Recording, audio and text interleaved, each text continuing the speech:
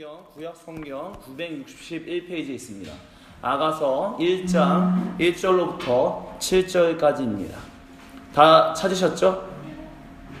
예, 그럼 다 찾으신 줄 알고 같이 한 목소리로 합독하겠습니다. 시작. 솔로몬의 아가라, 내게 입맞추기를 원하니 내 사랑이 포도주보다 나음이로구나. 내 기름이 향기로워 아름답고 내 이를 처녀들이 너를 사랑하는구나. 왕이 나를 그의 방으로 이끌어 들이시니 너는 나를 인도하라. 우리가 너를 따라 달려가리라. 우리가 너로 말미암아 기뻐하며 즐거워하리니 내 사랑이 포도주보다 더 진함이라. 처녀들이 너를 사랑함이 마땅하니라. 예루살렘 딸들아, 내가 비록 검으나 아름다우니 계달의 장막 같을지라도 솔로몬의 휘장과도 같구나. 내가 햇볕에 쬐어서 거무스름 할지라도 흩이겨 보지 말 것은 내 어머니의 아들들이 나에게 노하여 포도원 지기로 삼았음이라. 나의 포도원을 내가 지키지 못하였구나. 내 마음으로 사랑하는 자야, 내가 양치는 곳과 정오에 쉬게 하는 곳을 내게 말하라. 내가 내 친구의 양떼 곁에서 어찌 얼굴을 가린 자 같이 되랴. 아멘. 예, 자리에 앉으시겠습니다.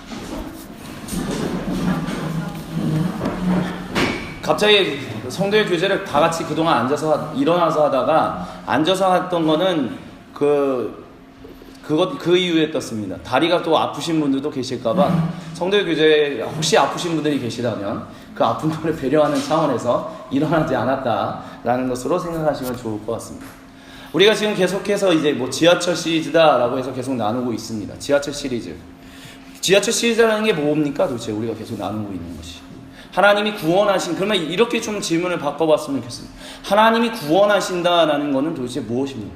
우리가 방금 전에 마지막 찬양으로 주님만이 내 능력이시고 주님만이 나의 구원이시다라고 우리가 고백했습니다. 근데 그 구원하심이 도대체 뭐냐라는 것입니다. 단순히 죽어서 천국 가는 것만 말하는 것입니까? 그렇다면 왜 그 구원하심이라는 것이 우리가 천국 가는 것이 목적이라면 왜 지금 이 순간 천국 가지 않습니까? 그것만 놓고 볼 때에도 우리는 구원하심이라는 그 개념이 단순히 죽어서 가는 내세 천국만을 향하여 가는 것이 아니다라는 것을 한번 다시금 생각해 보게끔 만들어줍니다. 즉 구원하심이라는 것은 우리가 지금 이 땅 가운데 살아가는데 기본적으로 우리가 하나님 앞에서 멀어져 있었고 그 멀어진 것으로 인하여 그 결과로 인하여 우리가 억눌려 있고 무엇인가 부족함을 느끼고 무엇인가 생명을 누리지 못하고 있는 것들이 있다라는 것을 전제하고 있다라는 것을 기억해야 할 것입니다. 그리고 그 가운데서 우리가 억눌려 있고 우리가 힘들어하고 있는 그 상황 가운데 하나님이 찾아오셔서 그것을 바꾸고 계시다라는 것, 그것을 바꾸시는 능력의 생명의 주님이시다라는 것을 우리는 주님만이 나의 구원이시다라는 개념으로서 이야기를 하고 있는 것입니다. 그래서 우리가 계속해서 지하철 가운데서 우리가 만나게 되는 여러 가지 인생의 단상들을 가지고 이야기를 나누고 있습니다. 그래서 애통하는 것에 대해서 우리가 처음 이야기를 나눴을 때 애통하는 것, 세상은 너무 애통하지 마십시오, 그냥 너무 울지 마십시오 라고 했을 때 하나님은 너희가 슬플 때 그것에 대해서 솔직하게 꺼내놓고 우는 것, 거기로부터 하나님이 주시는 위로가 증거될 수 있고 거기서부터 하나님의 구원하심이 우리에게, 즉 우리가 가지고 있는 애통함, 그 무거움의 그것이 얼마만큼인지를 정직하게 알 때 우리가 하나님으로부터 오는 위로를 더욱더 온전히 받을 수 있다라는 것을 이야기를 나눴었고요. 두 번째, 불평등이다라는 주제를 가지고 이야기를 나눌 때 이 세상이 불평등하다는 것이 단순히 불만만을 이끌어내는 것이 아니라 그 상황을 통해서 우리에게 주시는 하나님의 은혜를 발견할 수 있다. 즉 그 불평등한 상황 가운데서 이런 불평등한 상황 가운데 있기 때문에 우리는 하나님이 필요하구나, 그 하나님의 은혜가 필요하구나, 그래서 우리가 하나님께로 나아가야 하는구나, 거기에 바로 하나님의 은혜가 있다라는 것. 그리고 그것을 우리가 깨닫기 시작할 때 이 불평등하고 이 불공정한 세상 가운데서 하나님이 주시는 그 생명의 구원들을 우리가 받아 누릴 수 있다라는 이야기를 나눴습니다. 그리고 지난 시간에 우리는 안식 쉼에 대해서 이야기를 나누면서 쉰다는 것은 무엇이냐, 잘 자지 못하는, 잘 잘 수 없게 만드는 너무나 많은 일들이 우리를 우겨싸고 있는 이런 상황들 가운데서 우리가 하나님 앞에 이런 상황 가운데서 어떻게 그 구원, 우리가 필요한가 그런 스트레스를 어떻게 이겨낼 수 있는가. 하나님이 우리의 아버지 되시기 때문에, 그 하나님이 능력의 하나님이시고 우리를 구원하시는 하나님이시기 때문에 우리가 그 능력의 하나님을 믿음으로 고백하며 기도하며 나아갈 때, 특별히 하나님, 내가 오늘 비록 잘 수 있는 시간이 몇 시간밖에 안 된다 할지라도 하나님 나를 도와주셔서 잘 잘 수 있게 하여 주옵소서. 내가 잘 쉴 수 있게 하여 주옵소서. 그래서 내가 더 좋은 삶의 질을 가지고 이 세상 가운데서 살아갈 수 있게 하여 주옵소서 라고 기도한다면 그 하나님이 도우신다라는 이야기들을 나눴습니다. 이렇게 지금 우리는 계속해서 이 세상 가운데 있는 단상들을 가지고 그 가운데 주시는 하나님의 은혜가 무엇이 있을지에 대해서 계속해서 이야기를 나눠가고 있습니다. 그래서 오늘은 특별히 무엇에 대해서 나눌 것이냐면 주보에 나온 것처럼 아름다움이다 라는 부분에 대해서 이야기를 나눌 것입니다. 아름다움. 제가 여러분이 잘 보시겠지만 제 가지 성경은 지금 분홍색 성경입니다. 자, 지금 형님자매가 웃었습니다. 왜 웃었을까요? 근데 이거는 단순히 제가 이 교회에서 들었던 얘기예요. 실제로 몇 주 전에 얘기를 들었습니다. 제가 분홍색 성경을 들고 다니니까 어떤 성도님이, 어르신입니다. 어르신, 청년주 아니에요. 어떤 어르신이 목사님은 왜 분홍색 성경을 갖고 다니세요? 라고 얘기하시는 거예요. 그래서 저는 제가 분홍색 좋아해서 그래요 라고 그렇게 솔직하게 얘기했습니다. 실제로 저는 분홍색을 참 좋아하는 색깔입니다. 그래서 제가 제일 좋아하는 세 가지 색깔이 있어요. 첫 번째는 검은색이고요, 두 번째는 분홍색이고요, 세 번째는 파란색입니다. 제가 좋아하는 색이에요. 왜 그걸 좋아해서 그런다면 사실 별 이유는 없습니다. 그냥 좋아하는 색깔이니까 그래요. 근데 그 질문하신 분홍색의 성경을 들고 다니니까 그분이 특이한 사람이네 라는 식의 어떤 표정을 하는 거예요. 아마 형님자매가 웃었던 것도 그런 느낌에서 그런 게 아닐까라는 생각을 그냥 넘겨짓게 되는데, 그러니까 분홍색 성경을 가지고 다닌다고 하면 사람들이 되게 좀 기본적으로 독특하게 생각합니다. 왜냐하면 목사님이 왜 분홍색 성경을 갖고 다니지? 기본적으로 검은색 성경을 가지고 다녀야 하는 거 아닌가? 이렇게 생각하시는 분들이 있는 것 같아요. 근데 꼭 검은색 성경만 들고 다니라는 법은 없잖아요. 왜 분홍색 성경을 들고 다니면 안 되는 걸까요? 지금 저는 분홍색이 좋습니다. 그래서 제가 담임 목사를 하더라도 전 분홍색 성경을 들고 다니려고 하는데요. 근데 이 얘기를 가운데서 나누고 싶었던 얘기는 무엇이냐면, 이렇게 우리 가운데는 아름다움이다라는 개념, 이 색깔이라는 것도 결국은 아름다움이라는 것과 연결이 되잖아요. 근데 그 아름다움이라는 것에 있어서 어떤 기본적으로 우리가 사회적으로 생각하는 어떤 통념 같은 것들이 있는 것 같아요. 그래서 남자가 분홍색 옷을 입으면, 저는 그랬었어요. 제가 어렸을 때 남자가 분홍색 옷을 입으면 안 되고, 여자는 갑자기 또 남자들이 보통 남자들 상징하는 그런 옷을 입으면 또 안 되고, 그래서 이게 막 그런 것들에 대해서 좀 통념적인 것들이 있었던 것 같습니다. 그러면 성경에서 우리가 보통 교회에서 들었던 아름다움에 대한 기본적인 통념 같은 거는 좀 어떤 것들이 있었나요? 저는 어렸을 때 들었던 아름다움에 대한 통념, 그러니까 교회에서 보통 성도님들이나 이제 목사님들이 설교하셨을 때 아름다움에 대한 어떤 교회가 전달되는 통념의 한 가지는 이거였습니다. 외모에 너무 신경 쓰지 말라. 외모 뭐 그렇게 중요합니까? 중요한 거는 내면이고 중요한 건 마음이다. 외모를 꾸미기 전에 마음부터 꾸미십시오. 뭐 이런 얘기들을 많이 들었습니다. 근데 그게 진짜 왜 그와 같은 이야기를 하는 걸까요? 마음을 꾸민 그럼 외모에 대해서 우리가 특별히 지금 이 시기 21세기를 살아가고 있는 2016년을 살아가고 있는 우리만큼 외모에 대해서 신경 쓰고 있는 세기도 없는 것 같거든요. 우리는 길거리를 한번 지나다니면서 보십시오. 아니면 지하철 타고 가면서 보십시오. 길 붙어있는 광고, 뭐 바뀌는 광고들이 다 성형하십시오. 당신은 더 예뻐질 수 있습니다. 아름다움이 경쟁력입니다. 이런 식으로 이렇게 얘기하는데, 그거는 그러면 다 죽고 썩을 것이니까 아무런 의미가 없는 것이고 그냥 내 내면만 항상 잘 가꾸고 다듬으면 된다. 그게 정말 성경이 이야기하는 것일까? 저는 좀 그런 생각이 들었습니다. 근데 방금 전에 이제 우리가 기본적인 통념적으로 들었던 마음의 내면이 중요한 것입니다 라는 얘기를 주로 특별히 여자에 대해서, 남자에 대해서는 뭐 아름다움 이런 거에 대해서 별로 그 당시에는 관심이 없었으니까 특별히 여자분들과 관련해서 여자분들은 자기의 내면을 더 잘 가꿔야 합니다 라고 얘기를 하면서 주로 제일 많이 듣는 성경 구절이 어디였었냐면 잠언 31장이었습니다. 잠언 31장에 보면 잠언 31장에는 현숙한 여인에 대한 이야기들이 나오거든요. 근데 그 잠언 31장에 보면 어떤 내용들이 있냐면 이와 같은 내용들이 있습니다.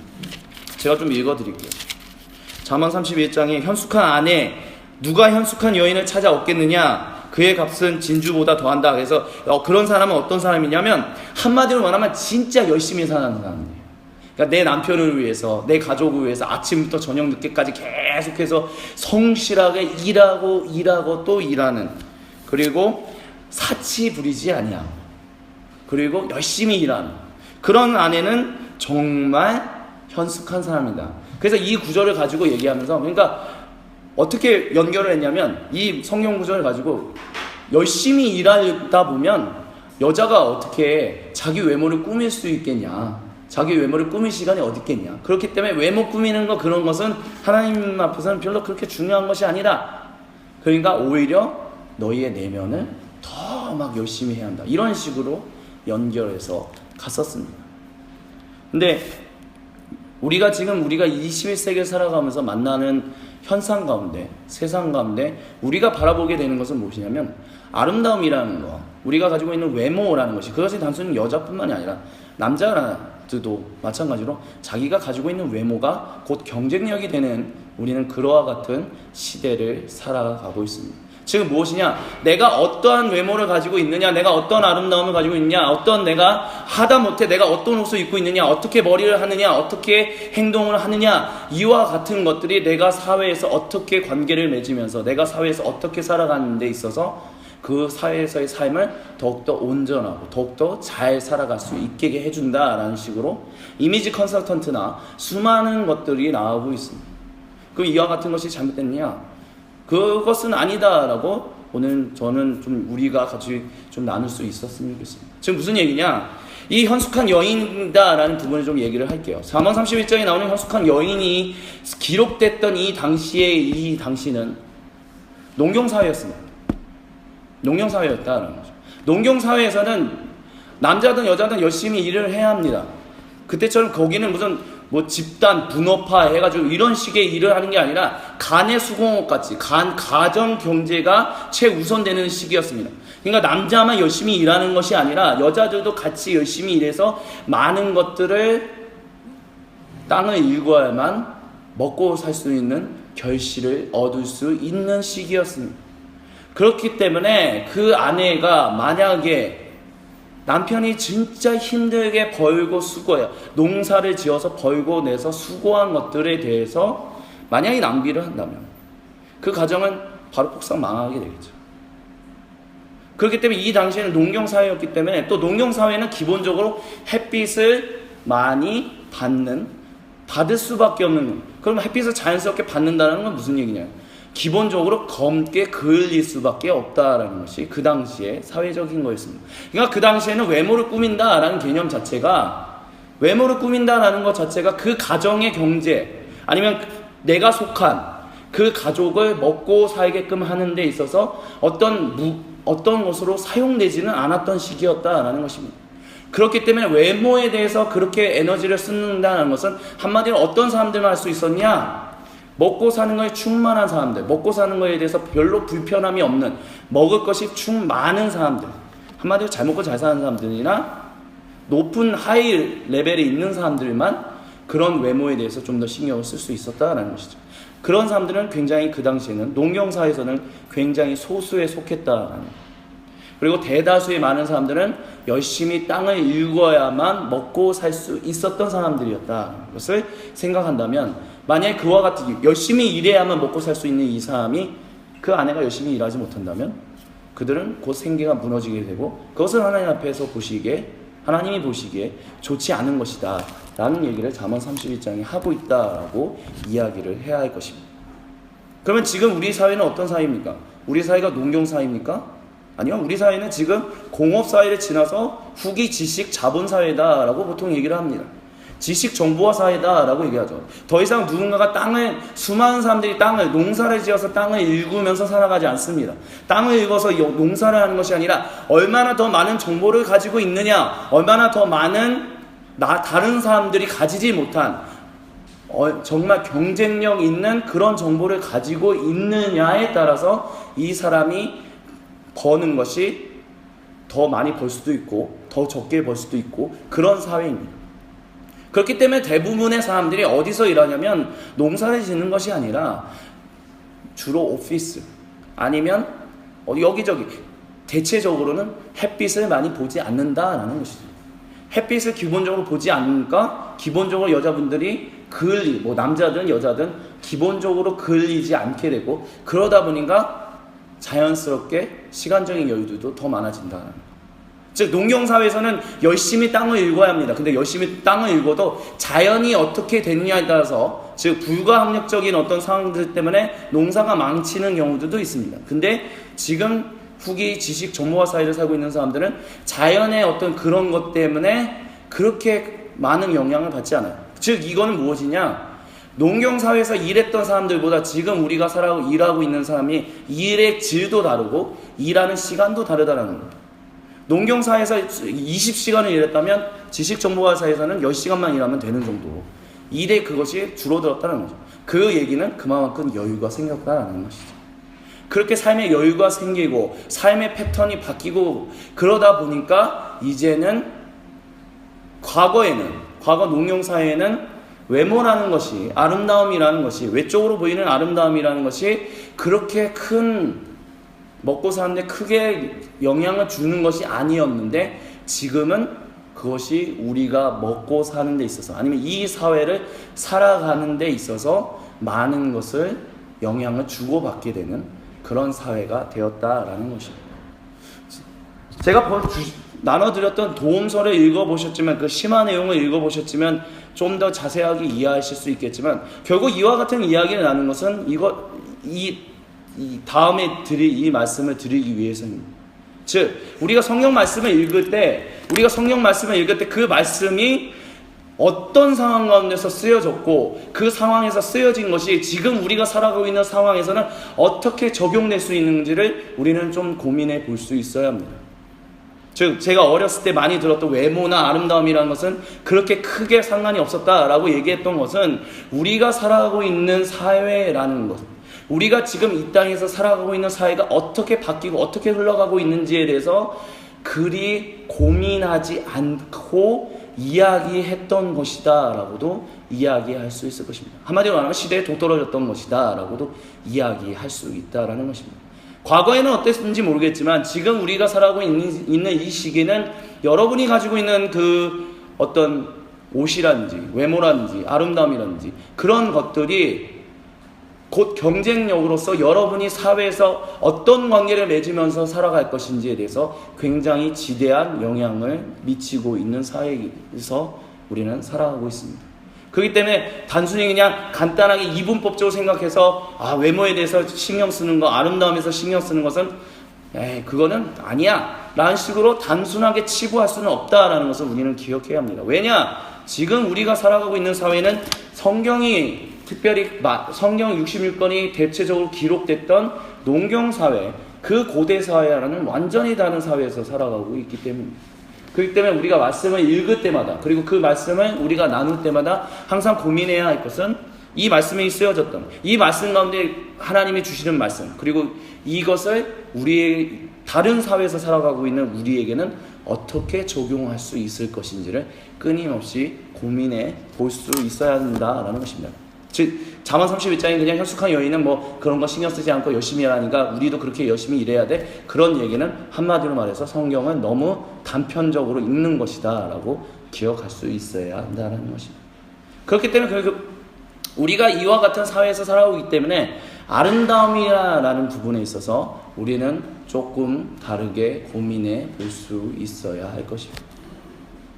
그리고 그 아름다움을 통해서 만약에 우리가 가지고 있는 그 외모와 그 아름다움, 우리의 겉모습의 어떤 그런 것들을 통해서 다른 사람들에게 좋은 이미지를 줌으로 인해서 그것을 시작점으로 해서 다른 사람들과 좋은 관계를 맺게 되고, 그것을 통해서 다른 사람들과의 좋은 관계를 통해서 그들을 하나님께로 돌아오게 할 수도 있다라는 것을 우리가 만약에 생각해 본다면, 그냥 외모에 대해서 별로 중요하지 않다 이런 식으로 얘기하는 것보다는 우리가 다시금 생각해 볼 무엇인가 있다라는 것을 좀 기억할 수 있었으면 좋겠습니다.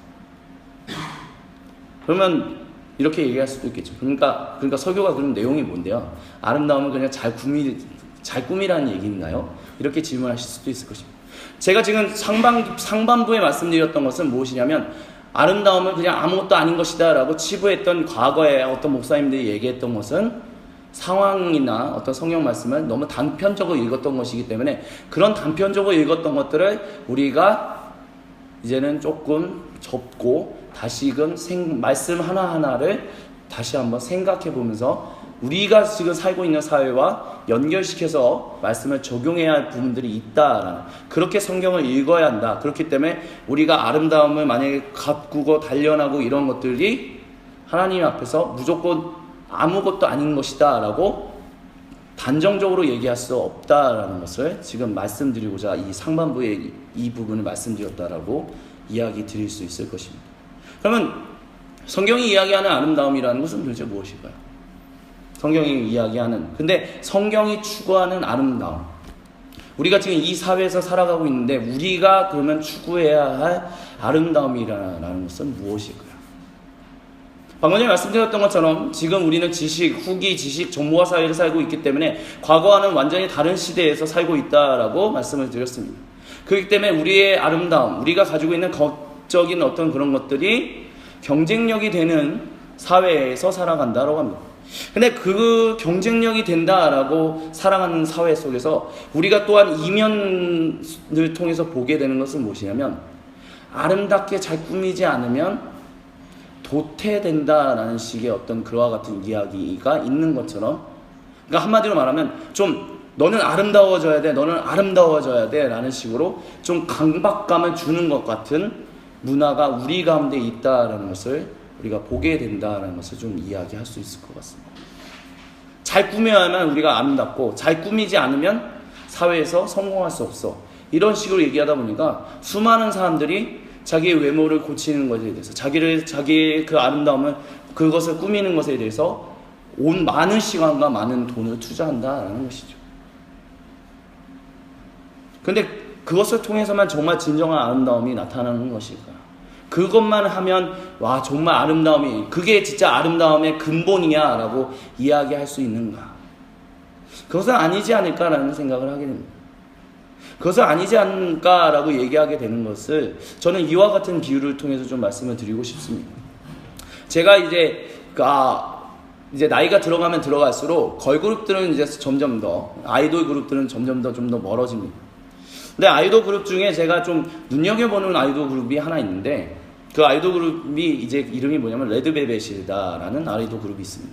여기 중에 혹시 아시는 분이 있으실지 잘 모르겠어요.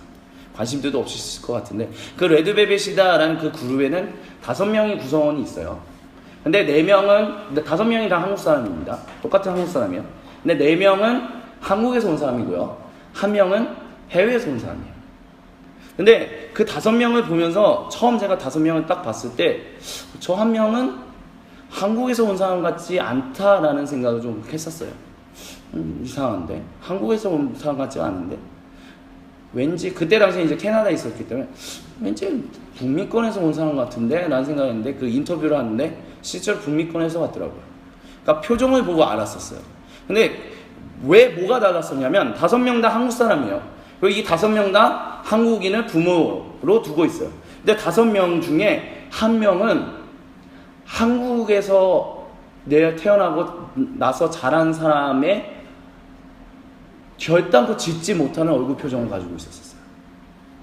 지금 무엇이냐? 여러분이 이미 교포 세대를 좀 보면, 이제 본 경험이 있으면 좀 이해하시기 편할 텐데, 교포들을 보면, 북미에 사는 교포들을 보면 한국 땅에서, 분명히 한국 사람인데 한국인 부모님을 두고 있는데 한국에서 우리가 만나는 한국 사람들이 가지고 있는 그 facial expressions, 그러니까 얼굴 표정과는 완전히 다른 얼굴 표정을 가지고 있어요. 그리고 그들이 하는 삶의 어떤 행동들도 한국에서 태어나서 자란 사람들이 가지고 있는 그것과는 완전히 다른 제스처나 그런 것을 가지고 있어요. 분명히 다 같은 한국 사람인데, 분명히 다 부모가 한국 사람인데 자란 환경에 따라서 완전히 다른 facial expression, 그런 것들을 가지고 있다라는 거예요. 왜 그런 것일까? 왜 한국에서는 그와 같은, 제가 그 특별히 북미권에 있는 그 사람들을 통해서 그 얼굴 표정에서 발견했던 것은 무엇이었냐면 참 자유롭다라는 거였었어요. 참 자유롭다. 그러니까 웃음 자체가 자신감이 넘쳐 흐르는 거예요. 자기가 웃는 게 너무 자신감이 넘쳐 흐르는 거예요.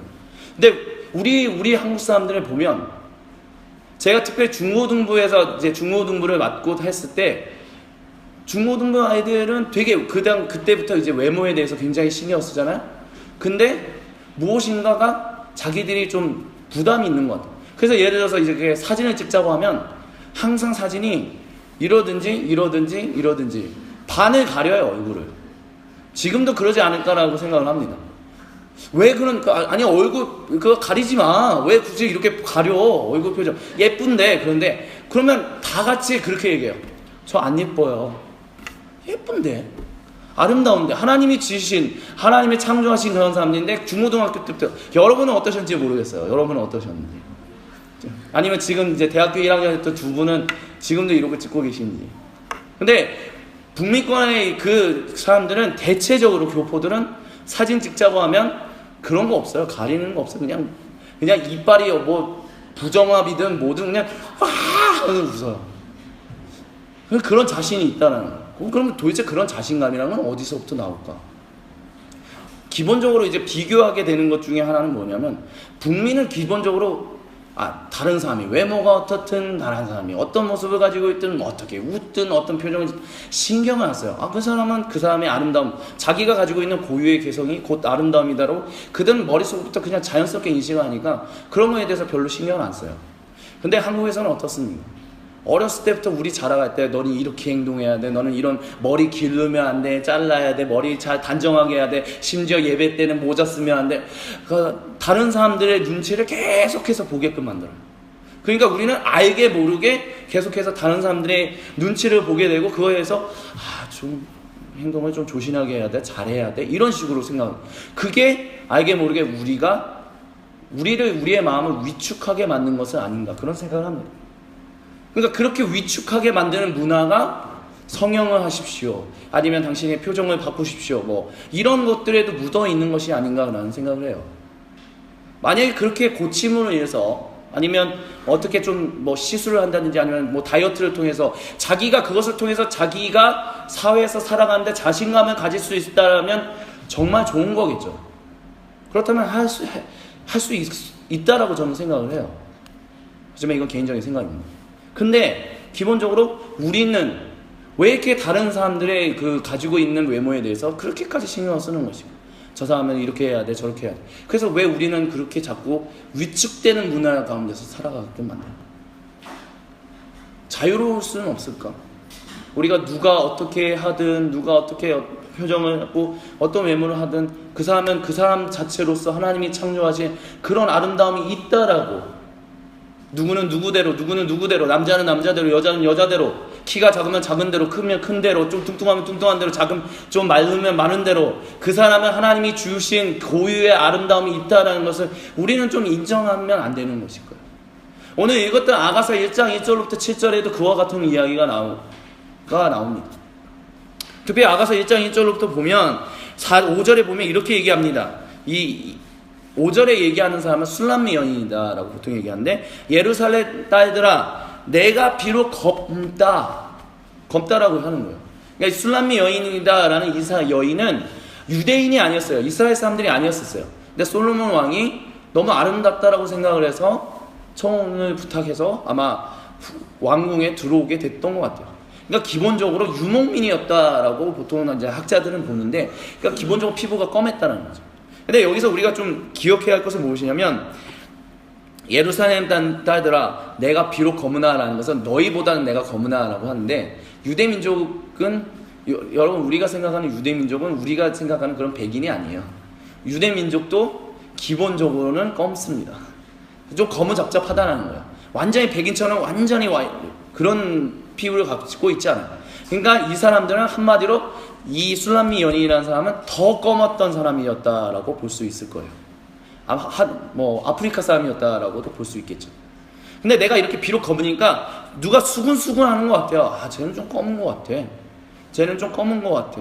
왜 솔로몬 왕은 저렇게 검은 사람, 별로 예쁘지도 않은 사람을 왜 사랑하는 거지? 이런 얘기가 이제 아가서 1장 1절부터 7절에 보면 좀 있었던 것 같아요. 특별히 이제 솔로몬을 보면, 특별히 1장 1절부터 2절부터 4절에 보면 그 솔로몬 왕이 어떤 사람이었냐?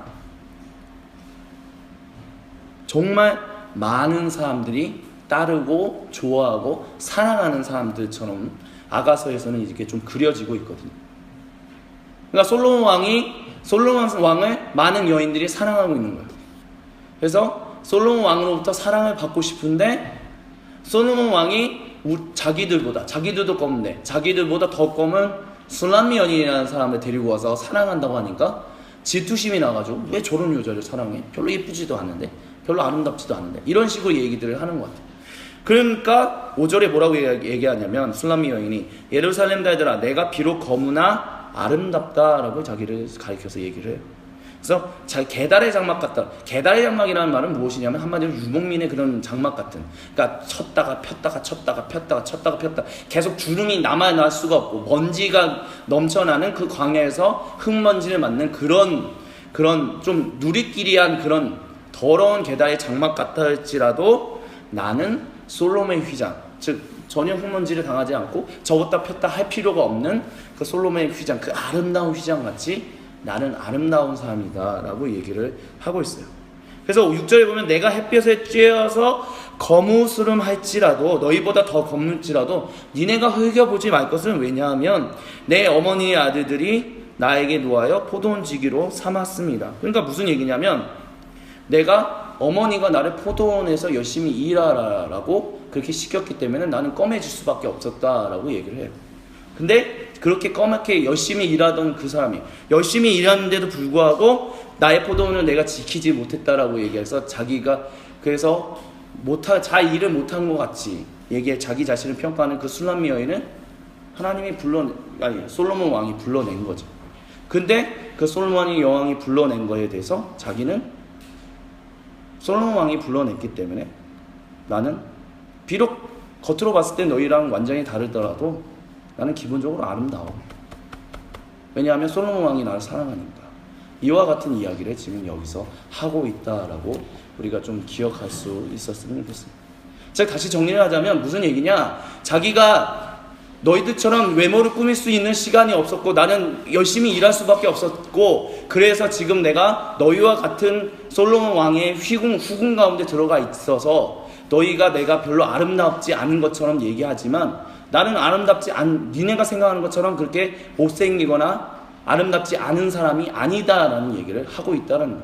왜냐하면 그렇게 얘기할 수 있는 이유는 무엇이냐면 솔로몬이 나를 사랑하기 때문에. 너희가 사랑하는 정말 많은 사람들이 존경하고 사랑하는 그 솔로몬 왕이 나를 사랑해서 이 후궁 가운데로 들어오게 해줬기 때문에 니네들이 아무리 뭐라고 한다 할지라도 나는 그 말에 신경 쓰지 않아. 그 말에 위축되지 않아. 왜냐하면 솔로몬이 나를 사랑하기 때문에. 그래서 너희들도 아름답고 나도 아름답다라는 얘기를 하고 있다라는 거예요. 특별히 아가서를 이제 성경에서 우리가 보통 교회 사회적으로 읽었을 때 아가서는 그리스도와 교회와의 관계로서 좀 비유적으로 읽어왔었던 게 대체적인 추세였습니다. 그래서 이게 사랑의 노래, Song of Songs라고 하거든요. 사랑의 노래의 가장 높은 사랑의 노래다라고 얘기하는데 이것을 가지고 많은 설교가들은 어떻게 했냐면 그리스도 예수님이 우리를 그렇게 사랑하십니다. 누가? 솔로몬 왕이 술람미 여인을 그렇게 사랑하는 것처럼 그리스도께서 우리를 그렇게 사랑하십니다. 그렇기 때문에 우리도 술람미 여인이 솔로몬 왕한테 사랑하는 것처럼 사랑을 고백하는 것처럼 우리도 그렇게 그리스도 예수님께 사랑을 고백할 수 있어야 한다라는 식으로 이렇게 좀 풍유적으로 읽어왔었어요. 그 다음에 이 풍유적인 적용을 우리한테 한다면 이렇게 적용할 수 있을 것입니다. 비록 너희가 생각하는 그 미의 기준과는 좀 다르고 너희가 생각하는 것, 너희의 모습과는 달라서 너희가 내가 가지고 있는 외모에 대해서 그게 남자든 여자든 모든 사람들에게 통용되는 얘기다라고 생각합니다. 네, 너희는 나한테 수근거린다 할지라도 나는 그런 얘기에 위축되지 않아. 나는 그런 말에 흔들리지 않아. 왜냐하면 모든 이들이 사랑하는 그리스도 예수님이 나를 사랑하시기 때문이야. 그렇기 때문에 나는 좀 달라. 너랑 좀 다르고 너랑도 좀 달라. 하지만 나는 아름다워. 나는 그런 말에 나보고 못생겼다, 나보고 뭐 이상하다 이렇게 얘기하는 말에 흔들리지 않아. 왜냐하면 그리스도께서 나를 사랑하시기 때문이다 라고 우리도 이야기할 수 있다라는 식으로 적용할 수 있다라고 이야기할 수 있을 것입니다. 결국은 무엇이냐? 아름다움이다라는 것. 우리가 설교 제목에서 나눈 것처럼 자유로부터 나오는 진정한 미. 계속 아까 전에 이제 5명이 이제 뭐 걸그룹에 대한 얘기도 했는데, 아름다움이라는 것이 과연 하나님이 말씀하시는 우리에게 진정으로 주고자 하시는 아름다움은 어디로부터 나오느냐? 우리가 하나님으로부터 진정으로 자유로울 때 우리 아름다움이 나온다라는 것이죠. 물론 우리가 그런 자신감을 가지기 위해서 어떤 사람은 열심히 운동해서 살을 뺄 수도 있고요. 어떤 사람은 지방 흡입술을 해서 살을 뺄 수도 있고요. 어떤 사람은 자기의 어떤 외모를 조금 바꾸는 어떤 그런 실수를 할 수도 있습니다. 그것이 내가 이 세상에서 자유로워질 수 있게 만들어준다면 그와 같은 것을 사용하는 것이 무조건 나쁘다라고 얘기할 수는 없을 것입니다. 근데 우리가 궁극적으로 기억해야 하는 것은 무엇이냐면 하나님이 우리의 있는 모습 그대로를 사랑하신다라는 것입니다. 하나님이 우리를 있는 모습 그대로 인정하시고 우리의 있는 모습 그대로의 모습을 아름답다라고 얘기하신다라는 것입니다. 그 아름답다라는 고백이 하나님이 그렇게 말씀하시는 것이 주변의 환경으로부터 나의 외모를 주변 사람들이 자꾸 하는 것을 그런 시선으로부터 그런 위축됨으로부터 우리를 해방시키시고 우리를 자유하게 하시고 우리를 구원하신다라는 것을 우리가 좀 기억할 수 있었으면 좋겠습니다. 그리고 우리가 그와 같은 구원을 좀 누릴 수 있었으면 좋겠습니다. 주변 사람들이 자꾸 내 외모에 대해서 뭐라고 얘기합니까? 주변 사람들이 자꾸 내가 어떤 가지고 있는 것들에 대해서 뭐라고 얘기합니까? 그런 얘기들에 대해서 그 얘기들에 신경 쓰는 것이 아니라 바로 하나님이 우리에게 주시는 너는 있는 모습 그대로 하나님이 내가 너를 사랑한다라는 그 이야기로부터 우리가 자유할 수 있었으면 좋겠습니다. 우리의 마음이 자유로울 수 있다면 그렇게 하나님이 우리를 사랑하시는데 누가 나를 가지고 뭐라고 얘기하겠냐? 그 자유가 우리에게 있다면 우리는 다른 사람들, 세상 사람들이 가지고 있는 그 아름다움과는 비교도 할 수 없는 아름다움을 우리가 가질 수 있게 될 것입니다. 그렇기 때문에 혹시 여러분, 사랑하는 청년 여러분, 여러분들 중에 혹시 사진 찍을 때 이렇게 얼굴을 좀 가리고 싶고 약간 얼정 각도를 조금 더 바라보고 있으면서 조금 왠지 위축된 것처럼 살았던 분들이 혹시나 계시다면 이제는 그런 부분에서 자유할 수 있었으면 좋겠습니다. 더 이상 얼짱각도 찾지 마십시오. 물론 더 아름답게 찍는 것으로부터 얼짱각도 찍는 거 그거 나쁘지 않아요. 그게 나쁘다는 얘기가 아니에요. 근데 내가 위축되는 그것 때문에 조금이라도 좀 더 예쁘게 나와야지 하는 식으로 얼짱각도를 하는 것보다는 당신이 아름답다. 근데 내 아름다움을 좀 더 돋보여주는 각도로서 얼짱각도를 찾는다면 그건 좋은 거겠지. 하지만 위축되지 마십시오. 나는 아름답지 못해. 나는 뭔가 좀 이상한 것 같아. 나는 그래서 더 꾸며야 돼. 더 뭐 해야 돼. 라는 생각을 그런 마음으로부터 자유할 수 있기를. 그래서 여러분이 그냥 활짝 웃는 그 아름다움을 통해서 그것이 많은 사람들에게 진정한 아름다움이구나 라고 증거되는 일이 우리 가운데 넘쳐날 수 있게 되기를, 그렇게 자유할 수 있기를 나사의 그리스도 예수님의 이름으로 간절히 축원드립니다.